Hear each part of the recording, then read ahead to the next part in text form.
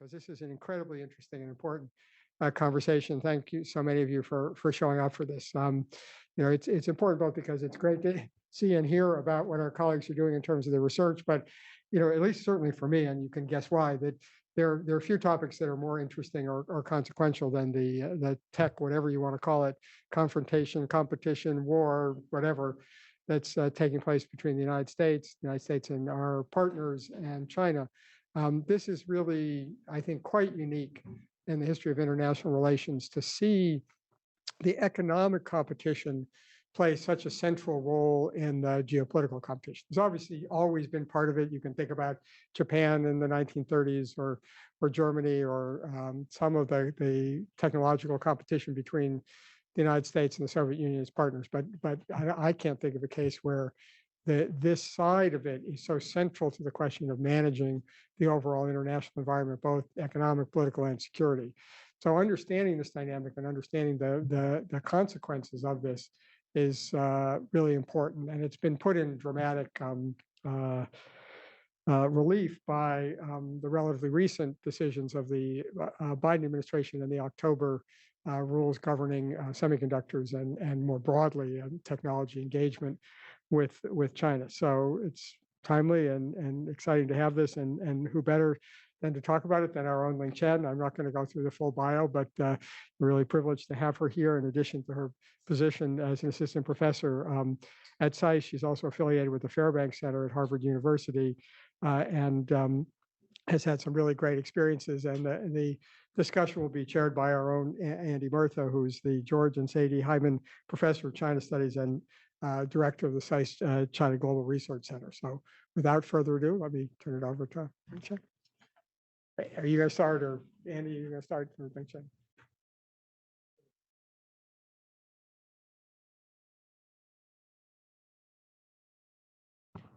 Thank you, Dean Steinberg, for the very nice introduction, and thanks very much for coming today. I'm really honored to be here. In fact, 5 years ago, in 2018, I did another faculty research forum, and that was the first faculty research forum launched by Professor Ken Cotter when I talk about my first book. So today, I'm absolutely honored to return back to this very, very helpful platform and to share with you some of my most recent research.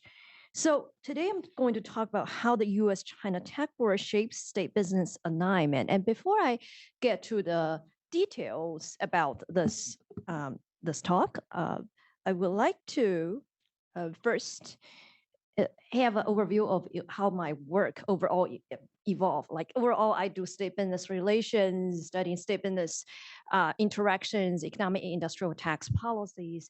Previously, I mean, in my first book, some of you were here actually for my first book talk, that I studied state business coalitions for local upgrading within a globalized China. Then I expanded my research beyond China. For example, I examined authoritarian capitalism, the pathways and underlying classes in China and in other countries. In this talk, particularly, it's a project about state business relations in the global economy.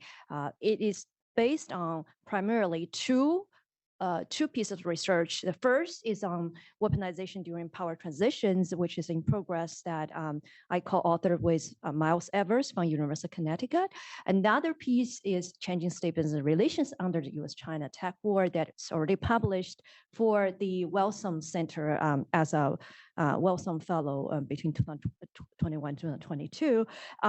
So I'm here today to share this project and also to seek feedback so that I can further improve along the way.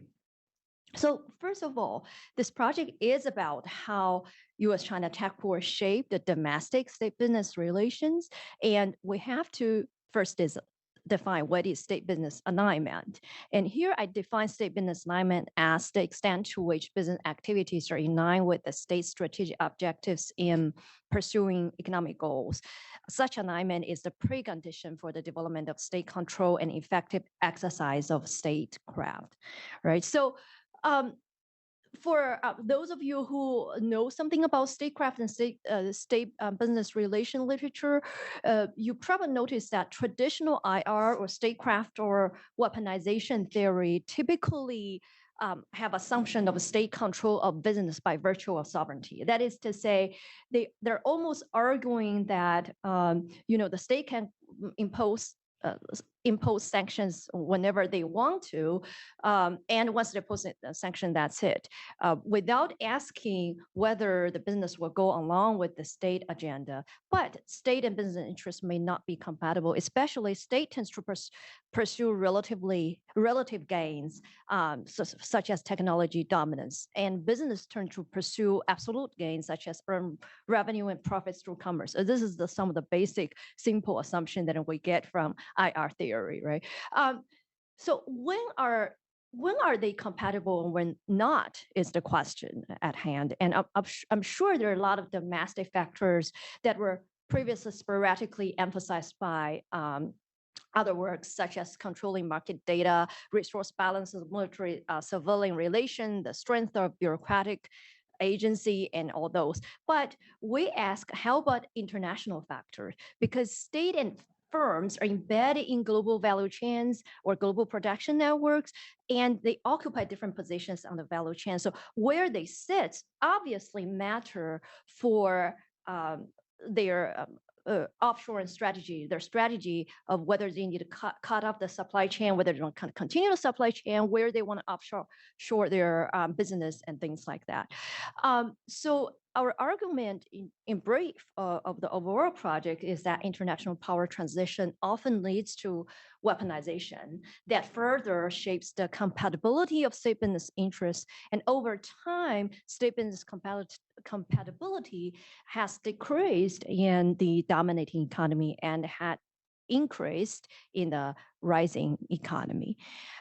Just to help you to understand what I'm talking about, first of all, I need to lay a picture that seems to be a little bit complicated, but all you need to get from this picture is this is the global value chains that has the higher sections of a global value chain and then lower sections of a global value chain, right? So there is basically a hierarchical distribution of power.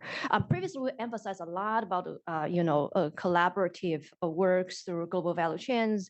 Have as if the world has become flat, but the world is actually not flat. And recently, we have noticed clearly there is a hierarchical distribution power from the dominant country, which tend to have lead firms controlling core component, the product design, product branding, product definition, to the turnkey suppliers, basically those OEM, ODM suppliers that's kind of more in the middle, all the way down to rising country or developing country that such as China, right? That tend to focus on manufacturing and simply including manufacturing peripheral component and other things. And because of such, there are several implications of firm behavior.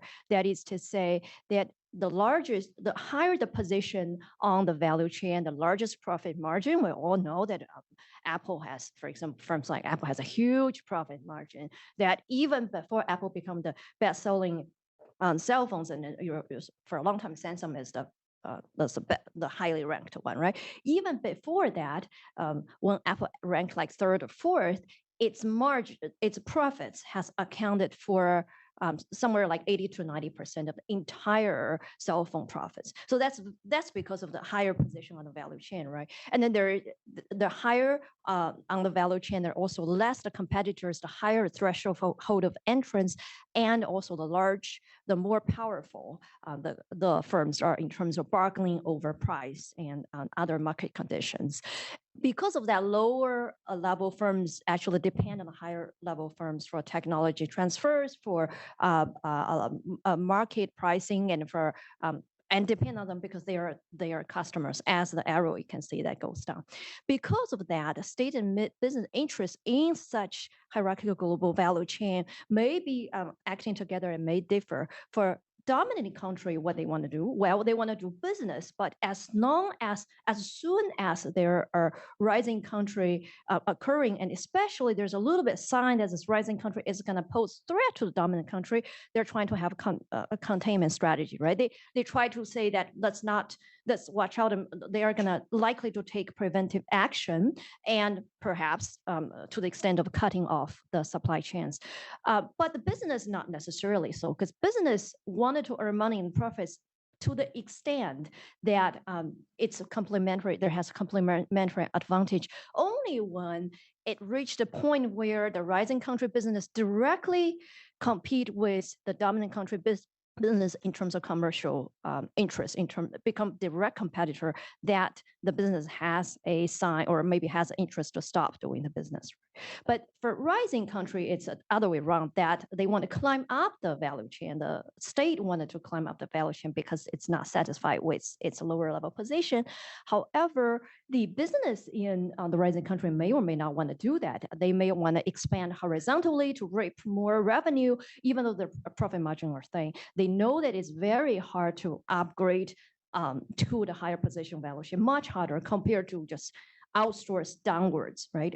To outsource downwards, offshore down the value chain is much easier compared to upgrade up the value chain. And once they upgrade, if they upgrade, they're going to be competing with their own customers. So they may not have that incentives. So first of all, I want to line up all the incentives as basic assumptions. And let's look at the theory in a more straightforward manner. Then we start with power positions. There's dominant power and rising power. So in initial stage, the state pursues technology power in the dominant power, and business earn profits through technology dominance in global value chain. And that we more or less agree. In the rising power, the state pursues technology upgrading or technology learning, wanting to move up, but the business earn revenue by expanding production in global value chain. And I will detail this later in later sections. But this is where we start, the starting position. Then it comes to a stage when power reaches sort of parity, that the dominant power start to worry, right? The state enacts coercive sanctions to contain rising power, and business lobby against and circumvent state policies. The reason was because the business has, again, an interest, but often focused on short-term commercial interest, short-term interest in profits and revenue. And as long as that were not threatened, they still see there is a market there. They still want to access the rising power market. They still want to conduct business. They still wanted to sell their products, to put it very simply. And the rising power, the state want to further pursues technology, techno-national policy for technology independence when there is such coercive action happened. And they have to, right? They are coerced to do that. And business at the stage will pursue survival strategies through the state support. The business at the stage all of a sudden found that that may be their best option, because other options are starting to decrease, or other options of not doing so start to decrease as the international setting changes. So over time, interestingly, you would observe that in dominant power, that state business interests started to grow apart, that lays foundation for weakened state control, whereas in rising power, the state business interests come closer and laying conditions for strengthened state control. And when I say that, I don't imply that in the rising power that the business are going to achieve anything, or it's going to eventually, the power transition is actually going to happen. Actually, the theory doesn't even depend on the power transition actually happening, right? As long as there's such perception that there's a perception threat, that's what the dominant power is going to do. Any response, what the rising power is going to act in response. So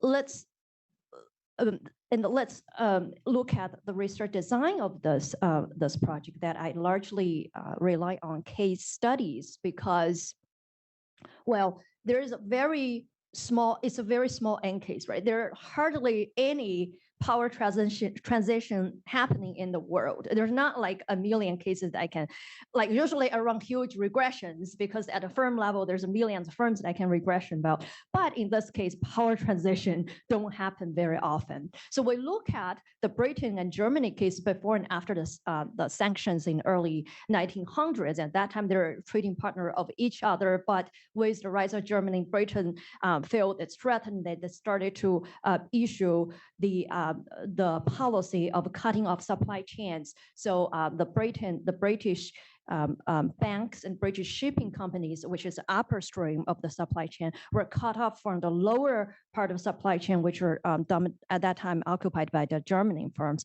And when that happened, we see that there's a pouring letters going into Britain from the business, arguing against that, and there are various applications, 900 applications for exemptions. There are a business trying to circumvent through the third country, right? Kind of familiar, right? Sounds kind of familiar. That's trying to circumvent through the third country in order to get things shipped to Germany. But that's a historical case that I wouldn't be able to have time to talk about because I already have a lot to talk about the U.S.-China case, which is a parallel case in this case. And we look at U.S. state and business interests before and after the tech war, and China state business interests before and after war. And it's all relying on qualitative secondhand data as well as our own interviews with officials, industrial associations, and businesses. So in the U.S., the state and business relation before the tech war are largely, at peace with each other. Let me put it that way. The U.S. firms, as the largest beneficiary from the global value chains, have reaped a large amount of profits through technology. They specialize in investing in R&D. They dominate the global value chain as lead firms. They gained advantage through a hierarchical structure. U.S. government typically were viewed as small government and don't intervene too much. But as a matter of fact, there's unchallenged bipartisan view of technology as driver for economic success. And there's also technology policy active since the World War II, between 70 to 150 billion since then have been government spending R&D, and then there's implicit division of labor of what is the federal government are going to spend on R&D, what the business are going to spend on R&D, and some of the public purposes and the defense purposes from federal, and the business, of course, business spend a much larger chunk, but there's also mutual interaction. There's also trickle-down effects from the federal spending to the civilian and the business as well. So in short, there's a state business interests that you see that are largely aligned with each other and largely at peace with each other. But then there's the tech war. That's a very complicated, long process. It's not a single day process. And I've been updating my slides ever since then. Like every day or every month, I have to update my slides because it's happening. It's an ongoing process. It can be traced back to the congressional report on Huawei and ZTE in 2012, when the Congress started to discover that Huawei and ZTE may be a threat to the U.S. interests. And then there's the export ban through entity list. Of course, Huawei and others are on the entities, and actually ZTE surprisingly removed from the entity list. But now we have 600 entities. Last time when I talked about this just a year ago, it's only 200-something entities, and now we have 600 entities, right? And there was the 2019 BIS ban, the Bureau of Industrial and Security, very, very important. It is a very good source for you to look up what exactly is the policy there, and that was a very important government agency that issued these bans. And their ban on American hardware and EDA software in 2019 was a crucial first move. But of course, there are loopholes in terms of the hardware because you can always go through the third party, and that's when Huawei started to stock up on the chips because Huawei knows it's going to happen, and one day they're going to ban the third party. In 2020, they further banned any third party using American equipment and software. So there you go. That Huawei expect that, and then started to stock a lot on the chips. And remember, there's a period we have shortage of chips. We're still having shortage of chips. Part of it is because of that. And then there is FCC's ban, the Federal Communication ban, Communication Commission's ban on U.S. companies using products from Chinese companies like Huawei, ZTE, or Dahua. And that ban is actually not export control, it's internal use control. But this ban also has continued and has expanded, and the Congress trying to expand to further more Chinese companies. But recently, late last year, was pushed back by the Congress because there are U.S. firms that are government contractors that wanted to continue to use some of the Chinese firms' products and components and do not want to expand this internal ban. And finally, we know that the Joe Biden government last October has a further ban exporting chip-making equipment, semiconductor components, U.S. persons supporting fabrication of chips, especially of those 16/14 nanometers, right? And expanded scope under those that apply under the FDP rule, that's a foreign direct product rule, which means that it's this limitation not only goes to US firms, but also goes to foreign firms that are using US machines and US technologies in producing these chips. So we see it like further and further strictly restricting of what kind of firms can provide chips to China, and also the scope has been gradually expanding. So the U.S.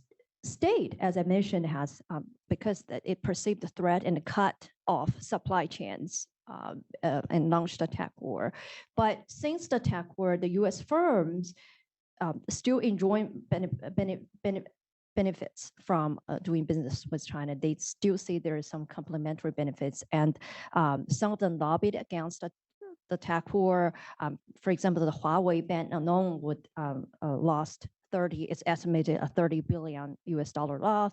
Some argue for global value chains, and there are some pursued circumventing strategy.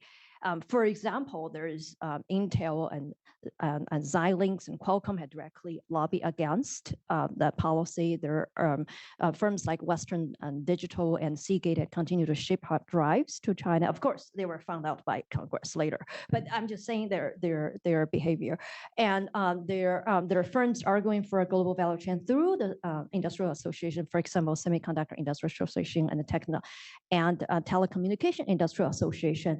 The SIA's concern was that this is not fair for U.S. firms because other competitors, competing firms, can get access to China market and can sell products through China market, right? So that's SIA's central concern. TIA's public testimony in front of Department of Defense is such that, we do not necessarily, we're not so sure about this everything made in US kind of proposal, because once supply chains are done that way, the cost is much more. That will raise unnecessary costs, and that will trigger more retaliation from the other countries that you pose sanctions on. So there are also firms, for example, like Synopsys and Cadence, which focus on design, right, earned high profits from non-entity list firms. So remember, there's still non-entity list firms exist in China. And in fact, their profits increased shortly after the launch of the tech war. And then there are firms like Qualcomm sold chips to Honors. And Honors is a brand spun off by Huawei, but it's not Huawei. It's Huawei sold that brand to an independent entity, but still Qualcomm was able to sell chips to Honors. And recently, of course, NVIDIA has gained a lot of attention and became the first company that developed chip for China that satisfied the export control conditions. Of course, all these are relative and continue to evolve, right? Because in the next stage, you might see that, well, their chips are not qualified anymore. But NVIDIA is the one that have to a pressure to do that, because if they don't do that, their loss are estimated to be hundreds of millions. That's not a very small loss. So statements interests started to diverge in United States. And of course, to give the credit of the government, there's a compromise from the Department of Commerce. Allowing to apply for exemptions itself is a gesture of compromise that you still have. I mean, it's a long process, but you still can apply for exemptions. And today I don't have the slide to show this very interesting when you see the internal thing of how they apply for exemptions, right? The firms apply for exemption for their own interest. They have to specify the diameter of their product no shorter than this amount, no longer than that amount, so that the exemption apply to them only and not apply to other competitors in the same industry. That's what firms all do, right? They don't want those other firms to free, right? But it's very interesting.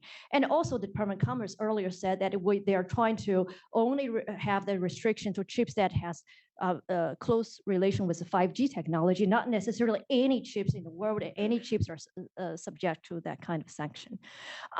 Now, the Chinese state business interest prior to tech war, it's actually slightly less aligned than normal people think about, because for a long time we just think of China as trying to build itself as a technology powerhouse and China's rise, and so business are largely tools for the party state, and not necessarily so actually, because the Chinese state does have the ambition of vertical technology upgrading. We can see it through the indigenous innovation paradigm that launched in 2006, and there's Made in China 2025, and everyone talk about that shows it's unsatisfied with its status. But Chinese firms mostly sought to expand production and sales, to expand the production sales, and wanted to increase revenue horizontally. And I already specified the reason at the beginning. The fundamental reason is a lot harder to move up unless you have good reasons to move up, right? When you have access to chips, why you wanted to invest in doing chips? A lot of the Chinese firms do not have incentive to that. So the state business interests kind of misaligned over different periods of time. There's joint venture stage where there's unsuccessful marriage in exchange market for technology, which means that the state wanted them to form joint ventures of foreign and domestic SOE, state-owned enterprises, but SOE doesn't have a very strong interest to learn, and the foreign side doesn't want to hand you the technology. So in the 1980s, this really doesn't work. Even though the state says, come in and we give you the markets in exchange, we wanted the technology, it doesn't usually, it turns out to be not working. And then there's the global value chain stage, starting in 1990s and 2000, there's competition at the newer niche markets. That means that firms were trapped at the bottom of the value chain, including Huawei and ZTE. For a long time, back in 2010, which firm is the biggest enemy of Huawei? It is ZTE, right? I always tell students in my class as well, it is actually ZTE, because I went to do field work then. But at that time, even Chinese, not every Chinese know about Huawei and ZTE. Not like today, even US citizens know about that. But back then, not many people know about these firms. So they competed very fiercely and fought very fiercely with each other. All the terms you heard about Huawei, such as wolf culture, such as mattress culture, like they don't go to home to rest, they sleep in their office, which is mattress culture. All these culture associated and was born during their fight with ZTE, essentially. And for example, the one time the ZTE lost Singapore to Huawei. Yes, they lost entire country. When they lost their customer, it's not a lost individual customer. They lost the entire country to Huawei. And the director or marketing that's associated with the ZTE immediately get fired, right? So that is like, there's a lot of dramatic story, and then that director kneeled down in front of the CEO and says, "Please don't fire me," and he still get fired. But anyway, that was like to tell you the fierce competition. But they're at a newer niche market, and the competition is in China and a lot of times in Pakistan, in other developing countries, and then. It's very hard to implement upgrading initiatives. My own work, there's some other colleagues' work, have all explored there's a gap in there that the state want to do that, but the business don't want to do that. The bureaucrat says, we gave them a lot of money, we gave them this money, the money are wasted, and it didn't produce any results because the business don't have the incentives. And from business side, they're like, why would any business bother to buy our chips if we're investing in chips or even other cutting front technology? Rather than just directly buy chips from Intel and Qualcomm, right? Which one would you rather do, right? They didn't perceive there's going to be business, so the risk is too high. Now, so the updated story is more like we have this foreign domestic debate that sort of propel the state to launch this indigenous innovation. So the indigenous innovation actually won over open innovation. Few people know that there is actually indigenous innovation and open innovation debate, because initially they don't want to sound it too indigenous focused, but essentially in this innovation won out in 2006. It's a very, very ambitious agenda, overly ambitious, actually, then that's not quite successful, as my first book has shown. So then there's the Made in China 2025, more focused on advanced manufacturing and benefiting from supply chain agenda that's not only focused on the chips and things that China has lagged far behind, but also focused on things like AI technology, green technology that maybe China still have a chance. So actually in 2025, the Made in China 2025 that's launched in 2015, that's before the tech war, China was more like, maybe we can just admit that we're not going to be the leader in chips. That's fine. We are getting access to chips anyway. And let's, so that's why you have a broader advanced manufacturing agenda right there. But then there's the tech war. And then there's started to have a nationwide system of innovation, 举国体制. And then China went back to hardware core technology, went back to emphasize the hardware core technology. So the Chinese state was galvanized to promote technology, techno-nationalism or technology independence. They refocus on core crucial technology, what they call 核心关键技术, right? In hardware, there is Guangzhou city alone has poured $29 billion US semiconductor. That's about 200 billion Chinese yuan. And then there, of course, at a national level, there's always hundreds of billion poured out in semiconductors ever since the tech war started. And then there is established, as I mentioned, nationwide system in science and technology, vertically and horizontally. Vertically, it runs from the central state to the province to the cities, and horizontally, it connects university research institutes with business. I'm not saying they're successful. They may not be successful. I'm trying to record the endeavor they're trying to do that. And then there's also tier system established for firms that are not as big as Huawei. For example, there's all these animals, right? Gazelles, that means that you just pass the initial stage of a risky stage of investment and you are, doing fine. Unicorns are bigger. Unicorns are those valued at least more than 1 billion US dollars. So government guidance funds were established and revitalized, not just established, not something new, but revitalized, and there are trillions of yuan that's involved in government guidance funds that's offered to established venture capitals. And also there are direct tax exemptions, not tax breaks, but direct tax exemptions, 2 years, 5 years, depending on your project for semiconductor industries. Here's the evaluating tech firms in high tax zones, in China's high tax zones. You would think that they can do it digitally, but no, they actually involve huge piles of actual documents submitted, and the experts actually read huge amount of actual paper documents. And then there's, of course, technology experts, always very important, but also financial experts as well involved, because they want to know whether, how much finance risk this is, whether it's doable. And judge from the fact that they're wearing masks, you can tell that that initiative didn't stop. Has been continued even during COVID. The Chinese state and business interest after the tech war has been gradually started to reignite, starting from the state, but especially from the business side. When you look at Chinese firms, they seem to be forced to develop independent technology for business survival. There are several actions involved.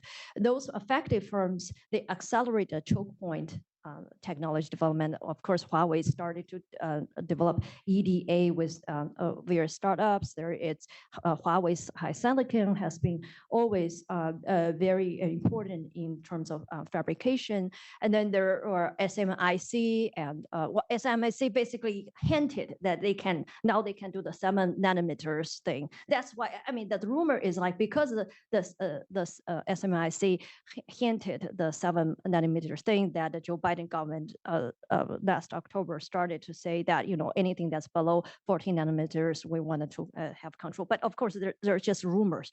The rumors about this causal mechanism exist, but it's true that they has hinted that they were able to do 7 nanometers. And then the YMTC also started local testing and aim to replace the foreign chips with Chinese chips by 2024. They also actually poach talent from US and Taiwan. There's a lot of stories. Again, they may or may not work. They poach the from Taiwan, of course, from TSMC. Where else are you going to poach talents from Taiwan if they're not from TSMC, right? So they poached experts from TSMC to do their own business. Own business. I have story of success, but also have a lot of story of failure, and I can detail more during the Q&A session, especially at local level, how they cheated money and then have the money and then they flee away, wrapping a lot of money with them. But that's just many interesting story there. So there is increasing tech demand as well for high-tech startups that it started to have markets and customers to scale up, because previously there were people returning from Silicon Valley and who has a foreign degree returning to China and says, nobody is interested in our product, so then we don't have customer reviews, and then we cannot improve our technology. You need to have a certain amount of customers in order to have that scale. And now they were able to scale up because a lot of the firms started to have, even before they completely lose the chips, right? They started to have a backup plan. They started to hedge. They started to have a backup plan, and then of course that means that they started to want to have that kind of technology.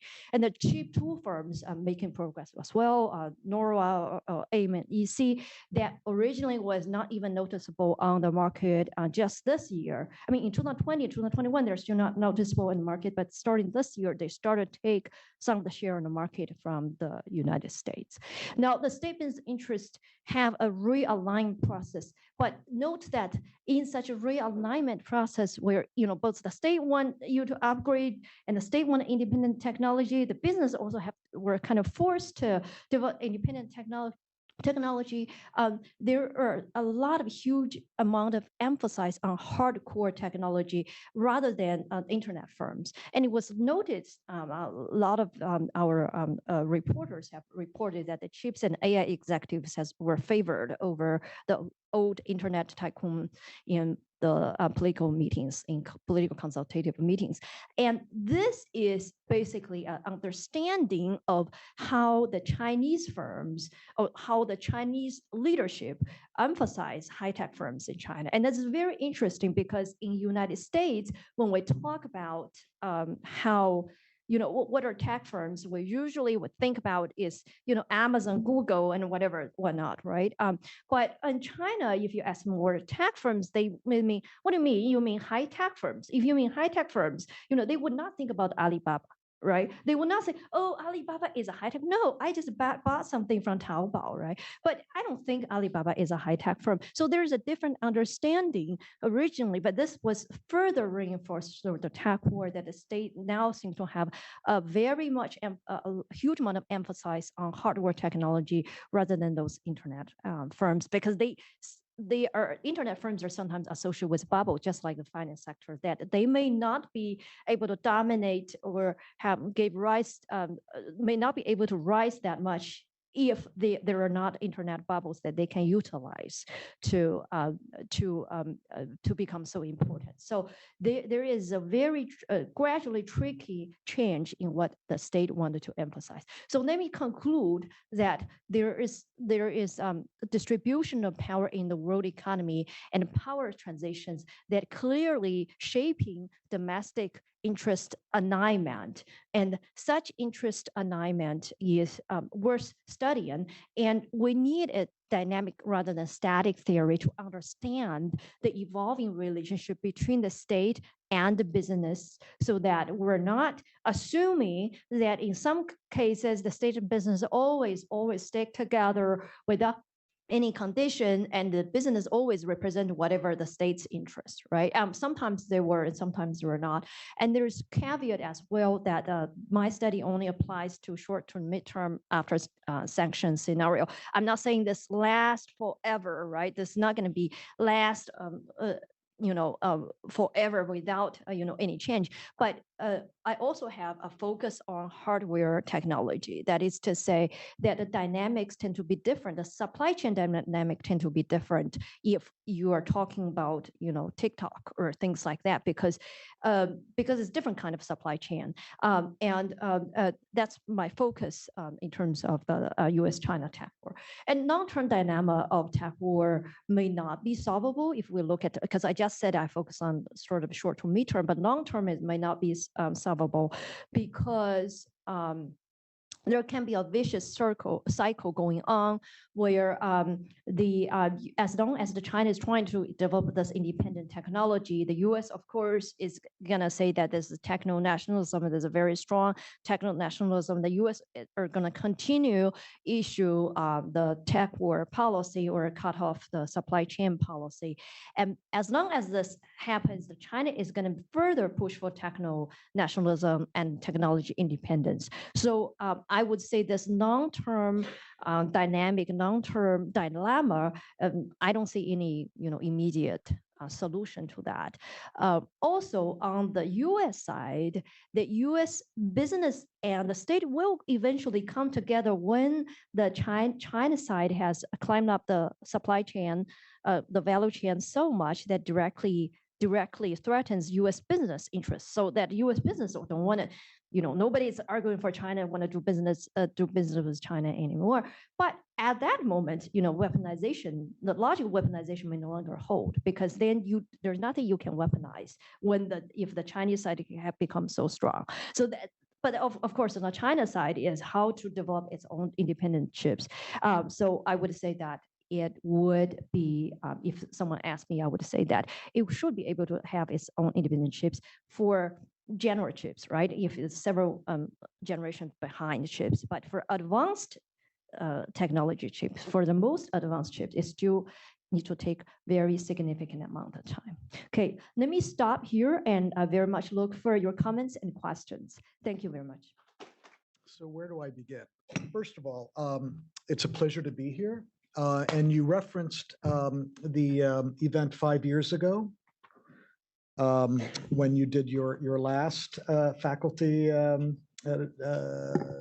Yes. seminar, and I was the discussant. Right.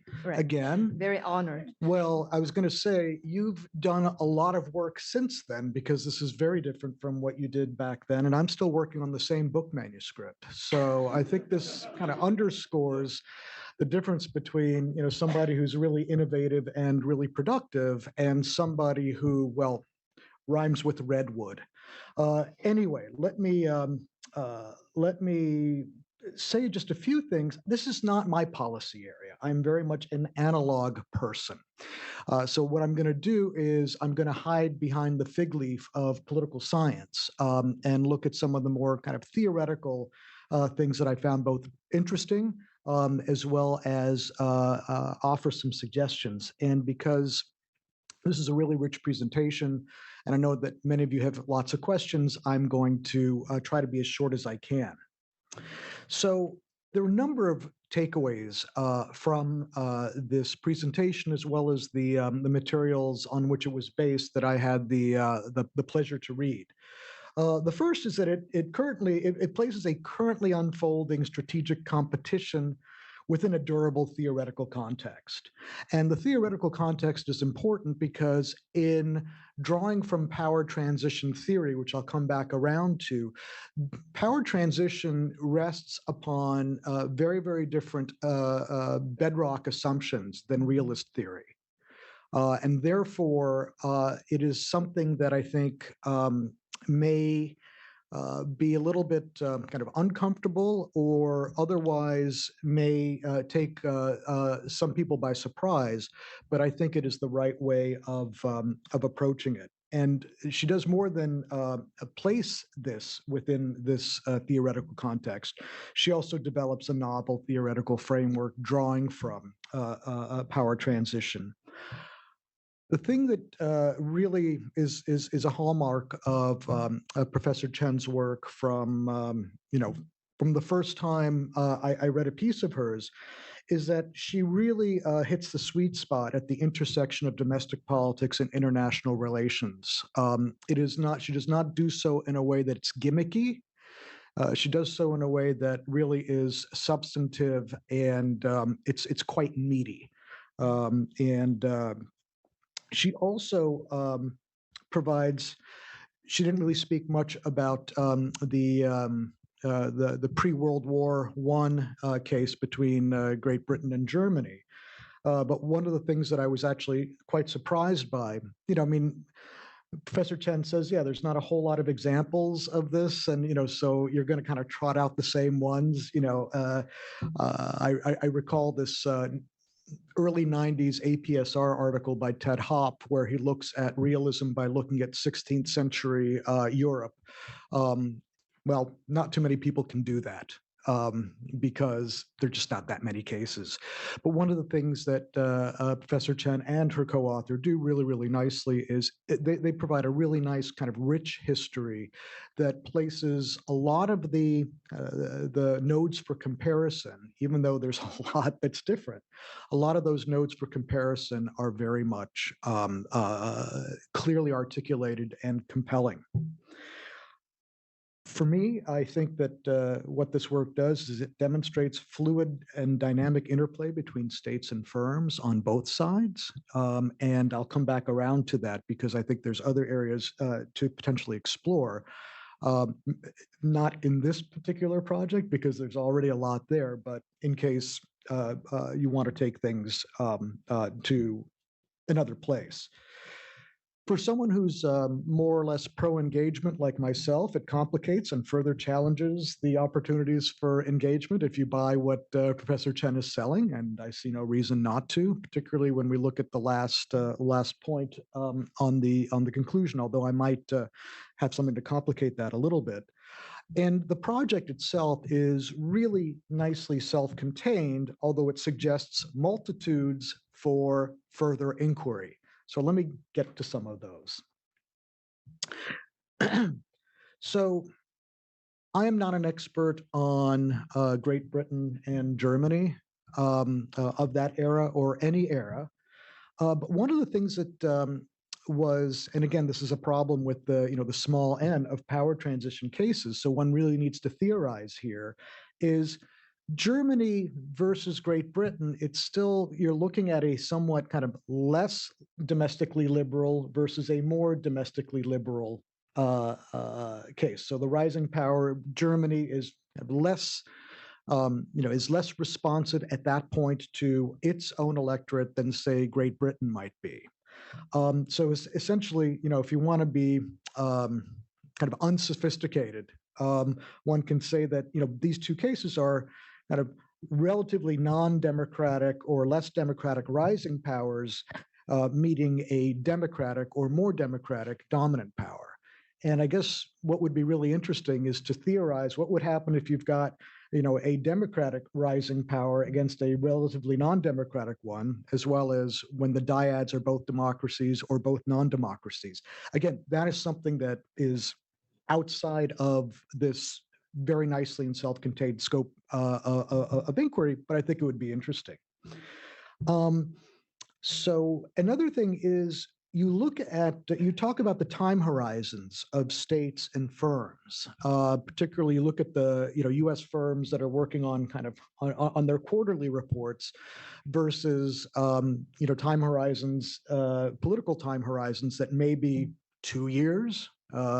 Because of midterm elections, 4 years, or, if there were a coherent China policy, for example, something that would kind of extend beyond that. I'd love to see more of kind of the interplay of these various types of time horizons and what they might mean.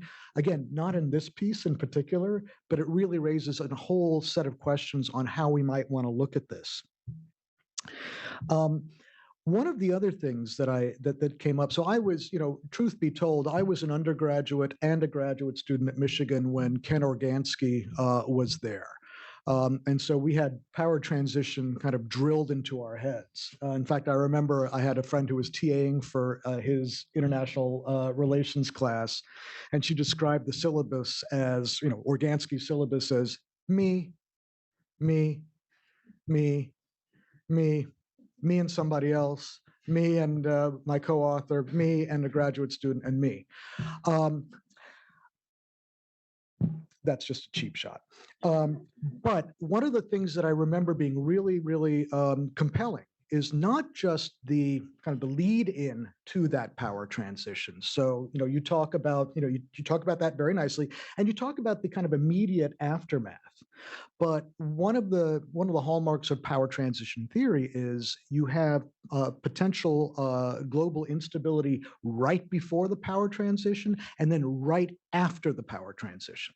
And I didn't really get a sense of that second bookend.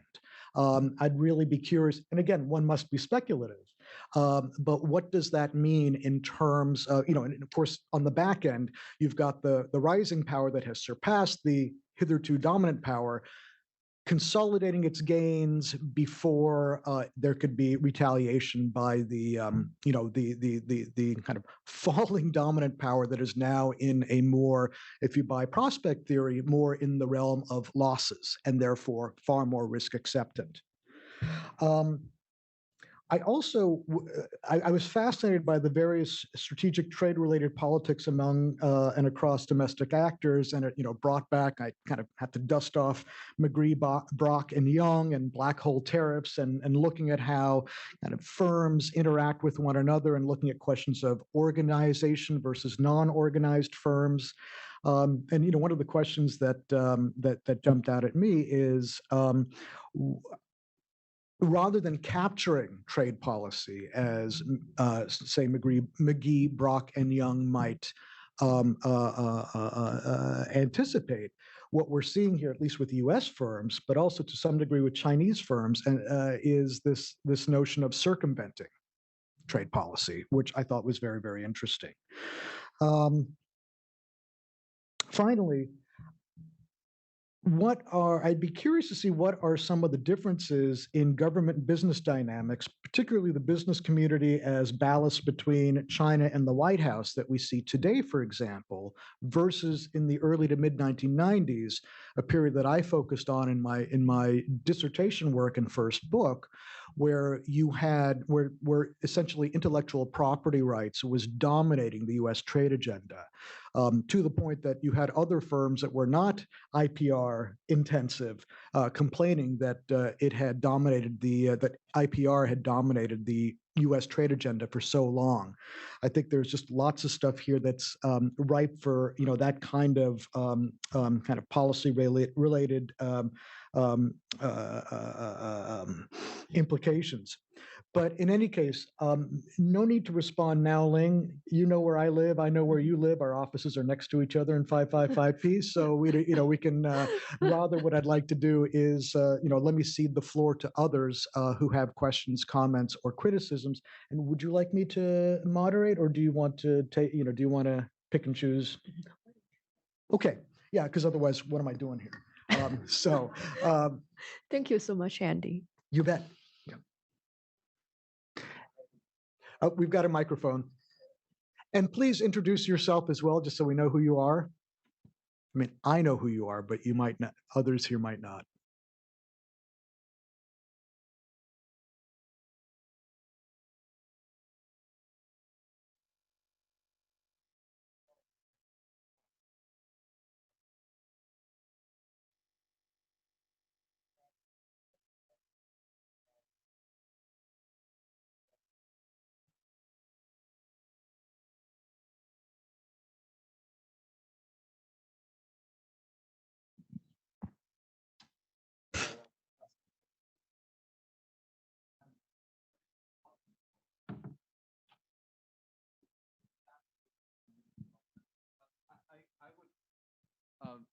But when I first heard about it, I wonder why we don't study another dependent variable, which is the state policy, how effective is being implemented.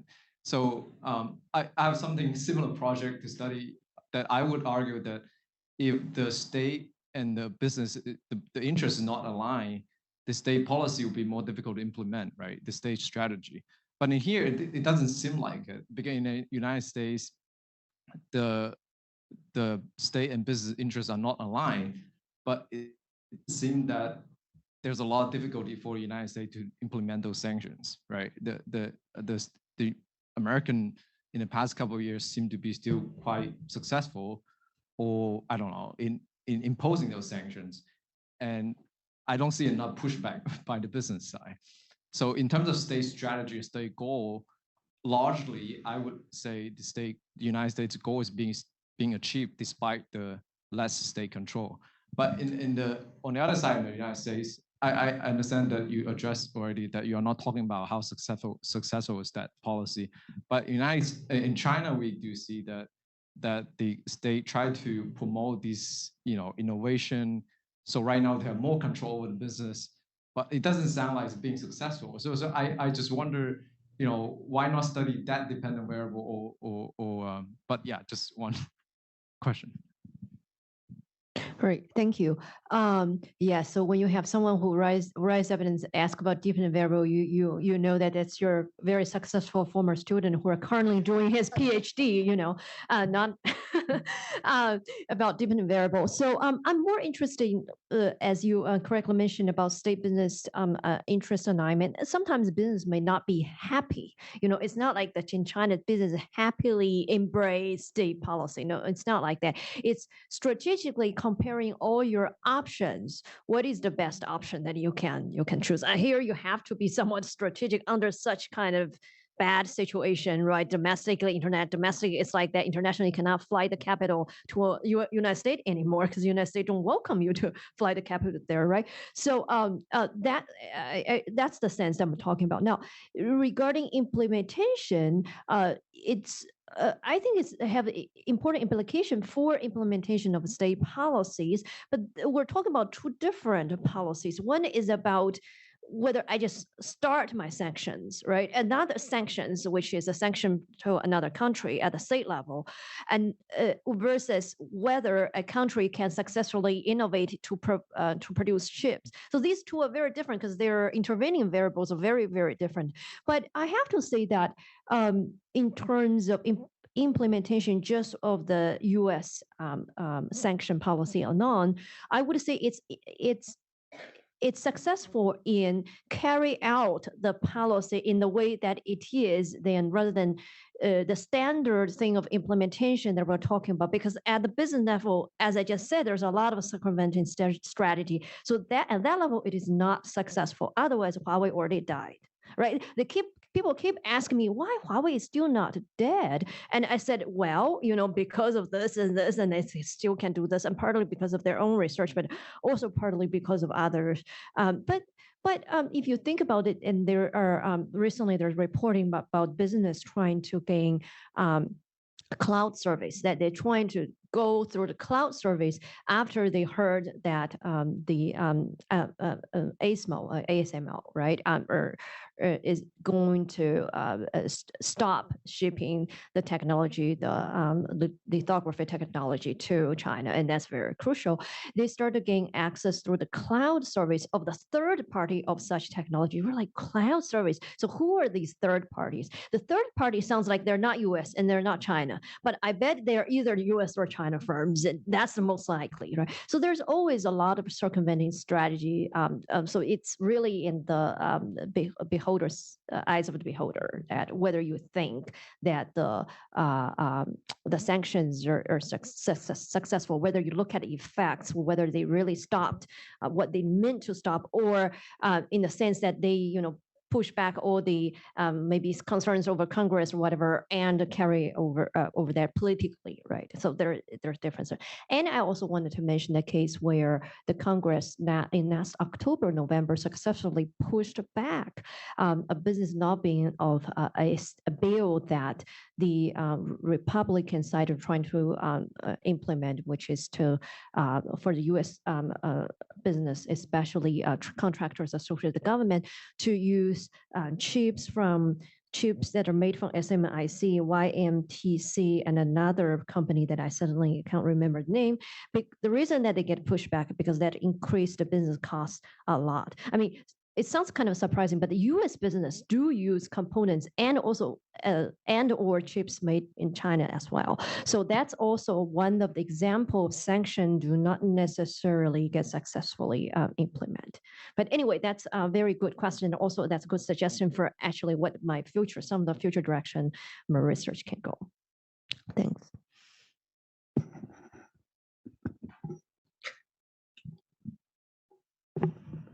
I am a SAIS alum and currently an editorial contributor on technology policy for the Hill newspaper. And I wanted to ask about one parallel field. Before the current tech war with China, about 12, 14 years ago, the United States Congress approved something called the Wolf Amendment, which prohibited the United States from cooperating with China in any space activity or space program. At the time, the United States was sort of a globally dominant space power. The Europeans were at least 30 years behind the United States.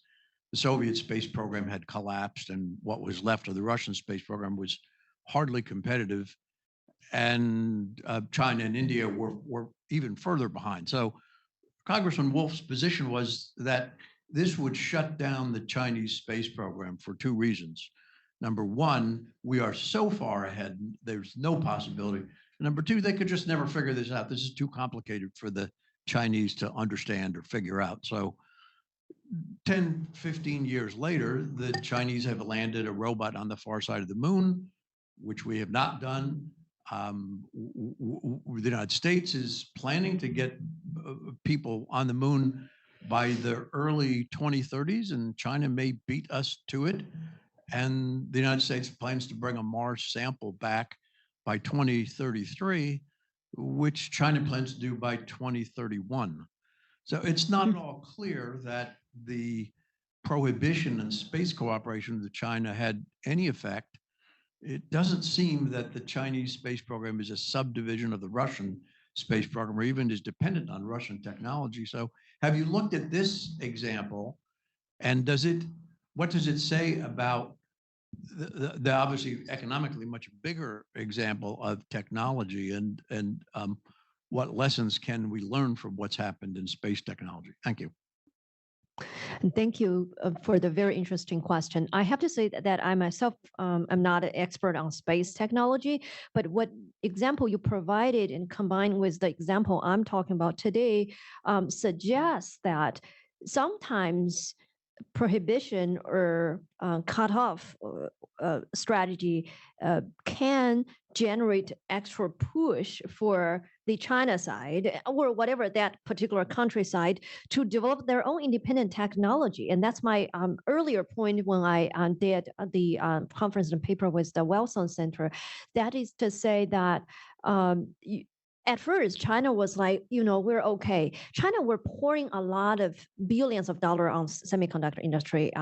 Even from the 90s, we have Huajing and Huahong, but they're both SOEs. They're kind of, I often say they sit there like a sack of potato, but they're doing things. But they absorb these money, then they making very slow progress. Partly because cheap technology changes too fast. By the time they put up the production line with usually there's joint venture. There's Japan side or Taiwan side, then the chip they produce are already out of the most of updated generation. Nobody want to buy their chips, right? So the problem for China side for a long time is, really there's not enough incentive, I would say, from the business side, even from the state side, it's like, we know we're kind of almost like a self-cheating that we poured a lot of money. We know that China is almost for sure, China probably can't come up with cheap technology, but we're still investing a lot.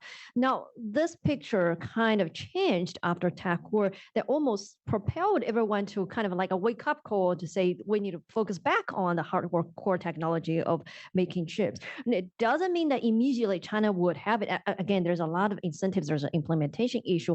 I mean, I've been talking throughout my life about how to implement economic technology policy effectively at a local level, why it works, why it wouldn't work. There are a case, for example, Wuhan, Hongqin, where they let's not forget that there's a huge case of hundreds of billions, actually maybe more than hundreds of billions are wasted because there's a team that poached the TSMC expert to work in Wuhan, and they set up a team, but that team tend to be cheating money from the local government, and eventually they fled away. So that entire project just stopped in the middle and collapse. Okay, that actually would happen again and again. But I would say that over the years, and give another 10 years, China will come up with some independent chip technology for sure. I mean, that I'm not surprised. So it's almost like you're pushing the other side to develop faster and become less habitually reliant on your technology.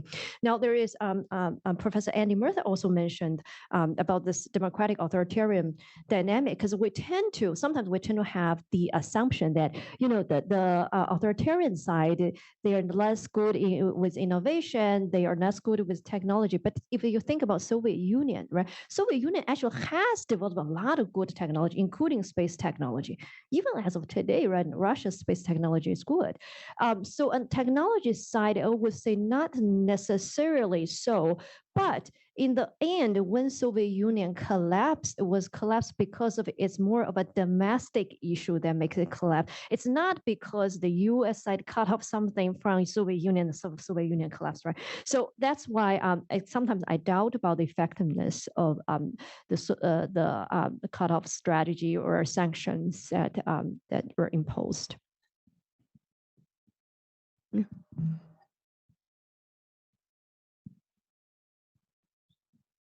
Melissa Griffith, lecturer on technology national security here at SAIS, working on a lot of these topics, 5G semiconductors from the technology national security view. So this was eminently exciting, and found myself watching my watch, not for countdown, but for like, please don't let this end. So I have, I guess, two questions that I'd like to pose to you, partially because I think you're doing, both of you are kind of pointing this out, an excellent job taking a current moment that occupies so much of our political bandwidth and kind of framing it historically and theoretically, and not just sort of politically in the current moment. Could you reflect a little bit on the durability of your theory, not just to explain variation between sort of two actors across time as power transition, but why we also see variation by sector, even in hardware, right? So the 5G story is not the semiconductor story in terms of how these dynamics play out. So how much of this is like remediated at that sort of power transition level, and how much can this give us durability on why that 5G story, where if you simplify, is sort of United States trying to catch back up versus the semiconductor story of trying to prevent China from catching up, very oversimplified, why those dynamics play out a little bit differently, especially because we're a first mover in terms of concern on 5G and later on semis. So sort of like what those dynamics, so purchasing power within case variation, not just across case variation. And the second is you have this wonderful historical example, which I must admit is not necessarily my wheelhouse. I wish I was more familiar with UK, Germany in that time period. But can you talk a little bit about, in the current moment, this shift, particularly as it relates to your theory, not just in our ability to leverage and create sort of synchronicity with our own firms, but to do that for the global supply chains upon which we have kind of points of leverage on, right? Which is sort of the semiconductor 5G story. It's not just trying to get our own ducks in order, but to get a broader global supply chain duck in order, because we have like the equipment manufacturers, for example, largely here in a subset of countries. So we can kind of coerce manufacturers across Europe and Asia to take similar policy stances as the United States.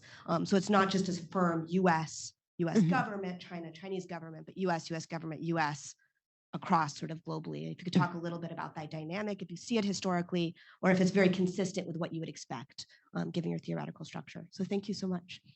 Thank you. Thank you so much for two very, very excellent questions. So the first one, I was thinking about that too, and that was very interesting. So that's why partly I focus on, hardcore semiconductor industry, because because the 5G story is different, and that the same goes with the Germany UK case, where not every single industry in Germany and UK are subject to the same dynamic. So I would say there's certainly industrial variation, but 5G case wasn't the case where the dominating power trying to use to contain the rising power, and it's kind of a little reverse. So I would have to think more in terms of telling a different story. So it's not only just a variation, there's more of the value taking on the independent different variable, that kind of thing, but it's really a different story. Probably I think you need a different completely different theory to capture the dynamics. And it's really good that you mentioned about at the global level, the global supply chains, because the U.S. apparently have allies, and they're trying to also persuade allies to do the same thing. Of course, there's a very interesting story that Taiwan, with Taiwan, it's the most awkward case because they're wedged in between everything, right?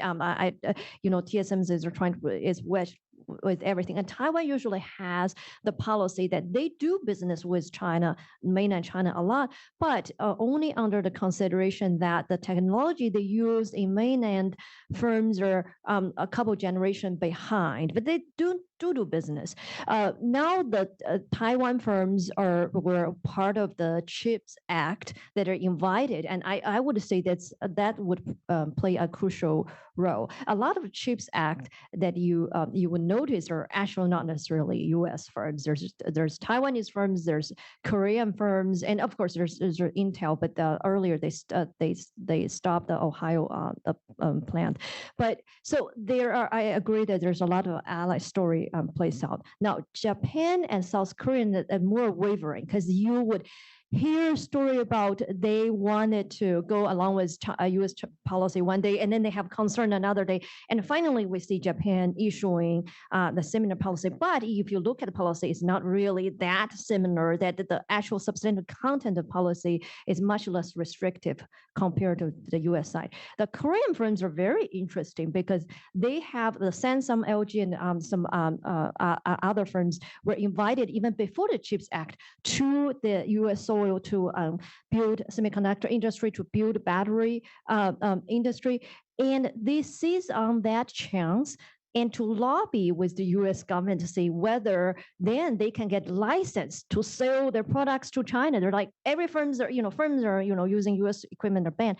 How about we actually in exchange can sell products to China? Then we're going to come to U.S. soil. So that already says this triangle relationship very complicated. Of course, then there's the Netherlands and the very complicated story, because earlier they said no, we're not going to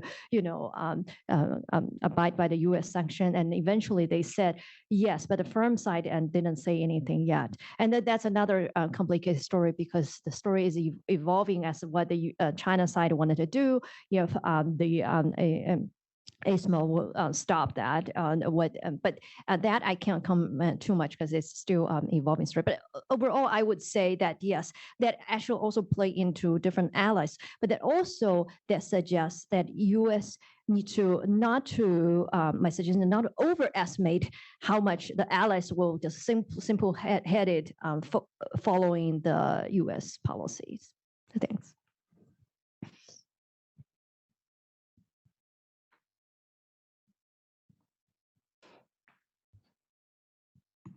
Hi, thank you for the good overview. I think China is pretty. Oh, I'm Jen, second year MAR student. Sorry. I think China's pretty torn when it comes to re-engagement with their economy after COVID and retaliation after the U.S. export bans. I think that's pretty good situational assessment right now. Where do you think things are going to go next with China's actions?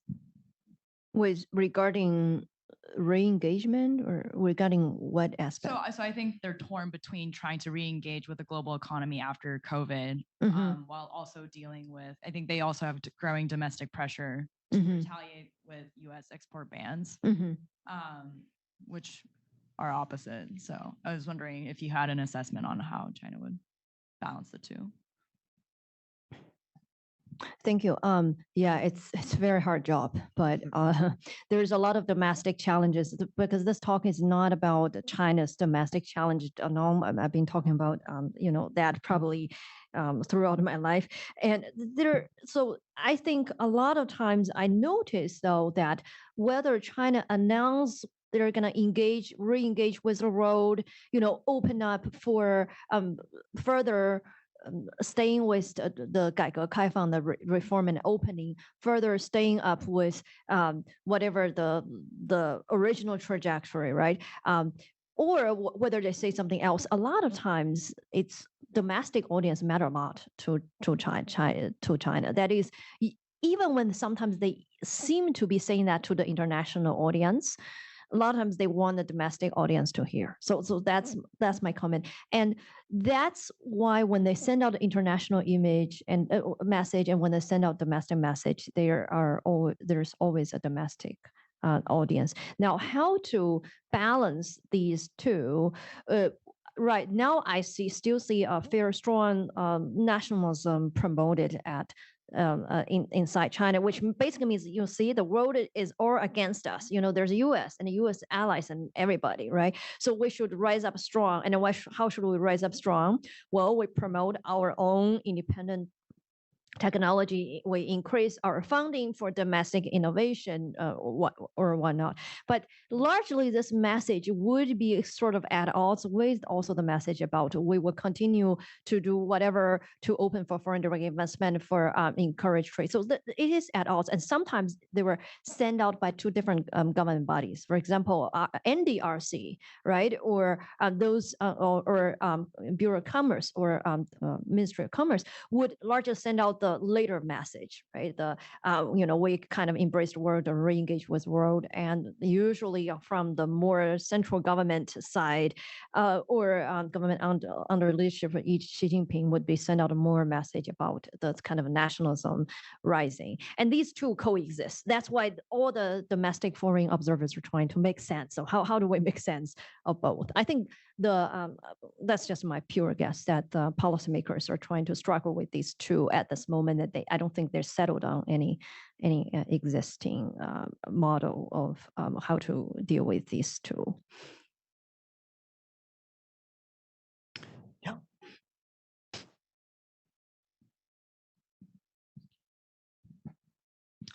Thank you for the wonderful talk. My name is Jackson Martin. I'm a first-year MAIR student focused on China. I have two questions. Well, you wear another hat as well, don't you? I do, yeah. So I am currently the editor-in-chief of the China Studies Review.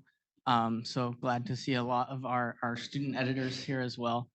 But my first question is, I was wondering if you could talk a little bit more about sort of at the domestic level in both the US and China of firms and these interest groups in tech. The previous question was about like 5G versus semiconductors and how these groups are the channels that they have to articulate their interests and preferences for foreign trade policy, for export bans to the government, to both the US and to the Chinese government.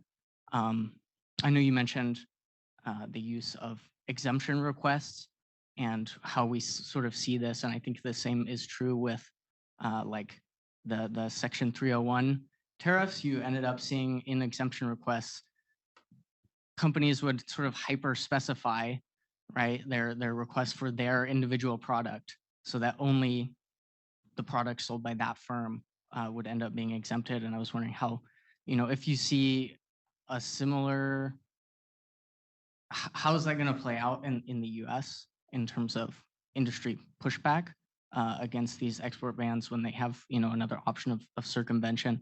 And then my second question is sort of what is the United States kind of end game? I think you mentioned in a response to someone else's question that China will develop their own advanced semiconductors within 10 years or so, and that you had very little doubts about that. Where do you see sort of at that point competition between Chinese chips and US chips playing out at the international level, where, will the US be able to sort of convince its allies and other parts of the world that its chips are better if Chinese chips are now of similar quality and cost less? Will they be able to sort of continue to contain China based on these sort of strategic rationale of not using Chinese chips? Thank you. Okay, thank you for asking two crucial questions. Let me go with the first question first, which is about channels of influence, right? First of all, I'm not a U.S. economy expert, but as far as I can see, people typically don't worry about the business having channels to push for government policy. For example, there's a formal lobbying. U.S. Congress has opened up their lobbying data that people can see who lobbied and at what cost, what is the lobby firm that representing your interests, and Huawei participating in lobbying for Congress lobbying as well. And then we can see the bill, it's a form that Huawei has hired this and that to lobby. And then there's applying application for exemptions that's at the product level. There's the testimony, and sometimes a testimony, especially a testimony by the industrial associations, usually representing the interests of the whole industry. So there's a various forms of lobbying. The interesting question is sometimes we seem to think we seem to observe that U.S. big firms, maybe we don't know, like don't lobby as much as we actually think they would. Even you take for granted, of course they're going to lobby, but you don't have much evidence. And I do not know why I keep asking people, and they kind of give me vague answers, and maybe saying, "Oh, industrial association is going to lobby on our behalf." And if you notice that U.S. firms tend to not want to make a comment on things, so usually journalists will say this and that, and industrial associations are the one that have a louder voice. U.S. firms tend to say that they don't want to comment. Even I noticed in an early example when they ask a GE representative, or what do you think about the claim that the Chinese firms has stolen technology, whatever, they decline to comment, right? So that's a little bit interesting observation. And of course, the China side is different because there's not a lobbying mechanism, except so it's more informal, right? Informal, you don't know what goes behind the doors, essentially. Let me just capture it in a very quick way, but there's a lot to be said about Guanxi networks and all those in China. Now, in terms of the future prospects of success, how successful to strategically contain China, I would say that I could only say within the next 5 years that I think China would be successful in terms of coming out with its own independent chips, but not the most advanced kind. So therefore, there may be a division with neighbor that's formed where a more lower niche market will import and use more of the Chinese chips, and already like that. And the higher end market will use more US chips. And then if you are talking about in terms of country lineup, I think the current whatever US allies will continue to ally with United States. Partly because we do not know what is the criteria that we use to say, hey, this is successful containment of China, right? And and there's also debate about whether when the power transition is going to happen, when it's not happen, what is there really going to be a power transition? All those, right? I myself, not through academic work, not like personally, I think there's even a possibility that both U.S. and China can decline. People are like, no, we can't, because you have to have a dominant power and a rising power, just what I present today, and then there's power transition, whatever. But they can be having some sort of kind of decline because of their domestic issues, right? So that's just that's just a personal opinion. If I can just add one self-indulgent note, I wrote a book chapter called "Putting Your Mouth Where Your Money Is," which looks at exactly the first point you made in terms, and Professor Chen's answer, which is to say how you get a distorted representation of individual firms, and you do have them hide behind trade associations for precisely that reason. It was ever thus. So if you shoot me an email, Jackson, I'm happy to send it to you.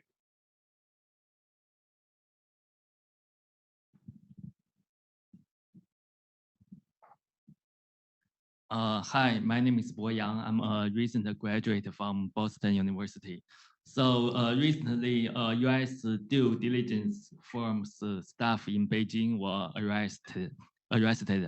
But we also see China's Premier Li Qiang. He's meeting this many foreign companies, business leaders.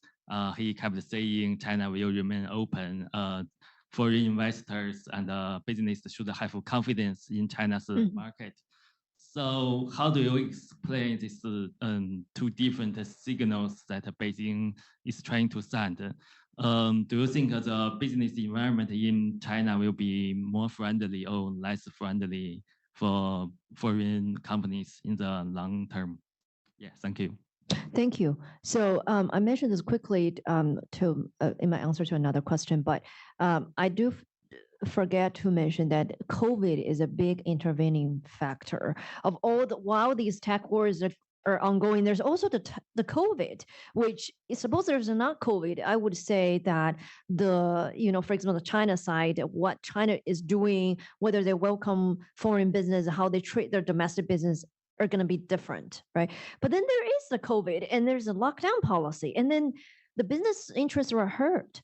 And now the problem is to reestablish confidence among businesses in general, both foreign and domestic.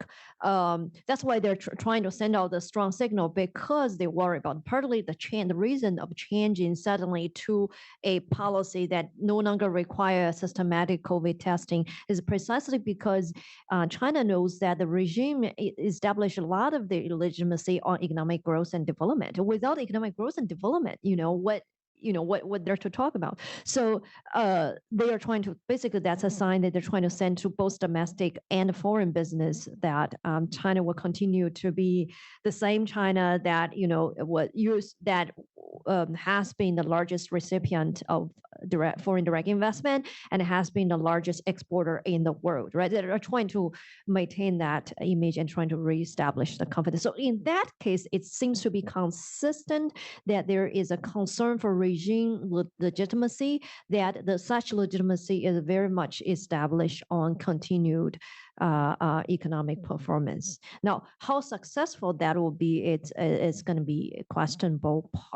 But I see that actually, I would say that in the next 5 to 10 years, that's what they are trying to do and trying to endeavor where their endeavor is. But there are mixed signals, partly because the crackdown on domestic business, not necessarily on firms like Huawei, but on some of the internet firms, right? On some of the firms that involve data issues. That may send out mixed signal and maybe incorrect signal to domestic business, and as well as to international business, because they're watching what kind of domestic environment you're having. But as long as they seem to suggest they stop doing that, they seem to suggest we're gone with that period, like what happened in 2021, 2022, we're done with it. So hopefully, starting from now, it's sending out this consistent signal to business all around the globe. And I think that puts us at time. So I'm very much looking forward to this not being a discrete presentation, but rather a multi-vectored conversation into the immediate future and beyond. But in the meantime, please join me in thanking Professor Chen for a wonderful presentation. Thank you. Thank you very much for coming. And thanks, Andy, for the wonderful discussion. Thank you.